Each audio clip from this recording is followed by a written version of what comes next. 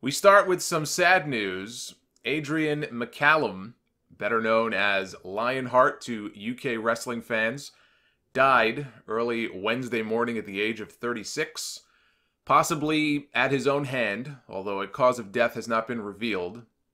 And it may not be publicly, although these things usually have a way of coming out eventually. But we don't know for sure. He did post a very cryptic tweet just hours before he died, one that he attributed to Ricky Gervais' character from the Netflix series Afterlife. Said, "One day you will eat your last meal, you will smell your last flower, you will hug your friend for the last time. You might not know it is the last time, that's why you must do everything you love with passion." And he was only 2 months younger than me. So to hear that news, and I was familiar with who he was. I didn't know him of his work that well. Obviously, I knew, he was a name over in the UK. I had seen some of his matches online. But even still, he's a young guy. And to hear something like that, it just really makes you think about how fragile this all is. He was the ICW champion at the time of his death. He won the title back in December at the promotion's Fear and Loathing show. Title versus retirement, where he said that he would retire if he did not win. He also worked as a trainer. His death really did rock the UK wrestling world.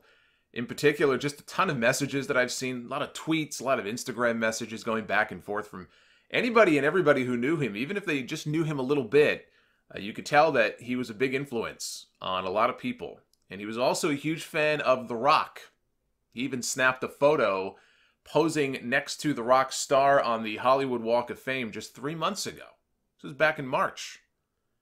And The Rock tweeted back at him at the time, and then upon finding out about his death, even The Rock posted about it this week. He said, "So sorry to hear the news of Lionheart's passing. He was a big wrestling star in the UK, loved and respected, never had the opportunity to shake the man's hand, but sending his family, friends, and UK wrestling community love, support, and strength."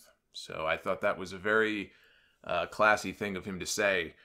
One of the things that he's probably best known for, which is kind of sad in a way, although he would have admitted the same thing, that one of the things he really is most well known for, and this was the first time that I really became familiar with him, I'm sorry to say, is when he broke his neck 5 years ago taking a Styles Clash from AJ Styles. It was at a Preston City wrestling event. AJ gave him the Styles Clash. Now, as many wrestlers have talked about, your instinct as a wrestler is typically to tuck your chin, which is the opposite of what you're supposed to do when taking the Styles Clash. And so when he did it, AJ landed with all of his weight down on Lionheart's neck. And he could not feel anything from the neck down. He broke his neck, as it turned out, in 2 different places. His doctors weren't even sure if he would ever walk again, let alone wrestle. He said, "Am I going to be able to walk again?" They were like, "We don't know." Later that year, he posted a blog, famously on his Facebook page, pleading with AJ Styles to retire the Styles Clash and not use the move anymore. And this was not done in character. I mean, they would have another match eventually and kind of build up to that, but that's not really, the blog wasn't really done in that vein. He came off as being genuine in pleading with him and saying, "Look, you're one of the best wrestlers in the world, of all the moves in your arsenal and things you could do. Now there's been multiple instances of people getting injured or breaking their neck, besides myself, using, taking this move." And he admitted in the blog, he said, "Look, the move itself is not inherently dangerous. It's actually very simple to perform." But this was also right after Yoshitatsu had broken his neck. I think there was somebody else who had possibly gotten hurt taking the move. Satoshi Kojima, maybe it was, I think, who had just gotten hurt.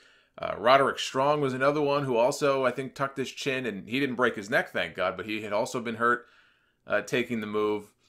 And so he felt that it would just be best for AJ to stop using it, which is a point that he eventually backed away from. I remember talking about that on the podcast.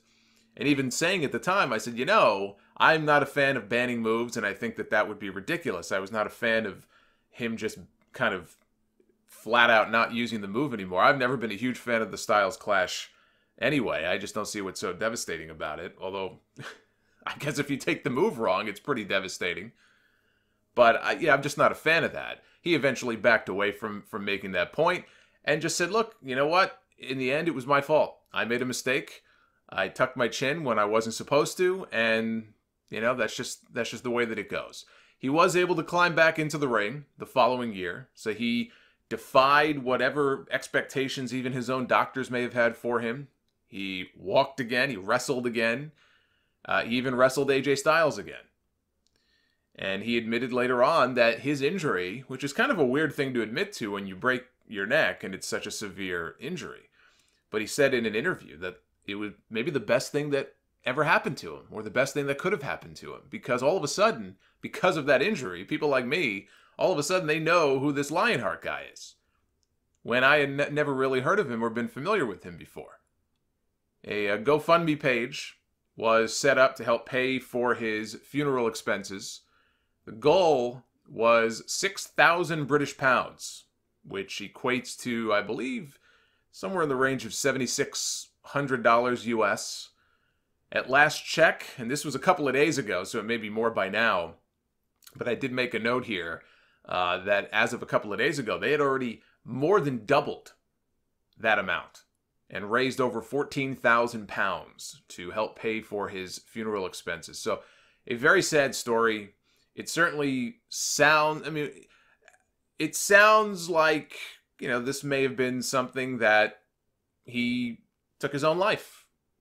It's all speculation because we don't know for sure, but, based on things that other people who knew him are tweeting, and of course that last cryptic one that he posted, nobody, as far as I can tell, nobody knew of him having any other sort of health situations or health issues, although he may have and was keeping it a secret, but nobody seems to know anything about that. It's just a very sad story, especially if he did take his own life, because he had so much more of it left to live. He was so young.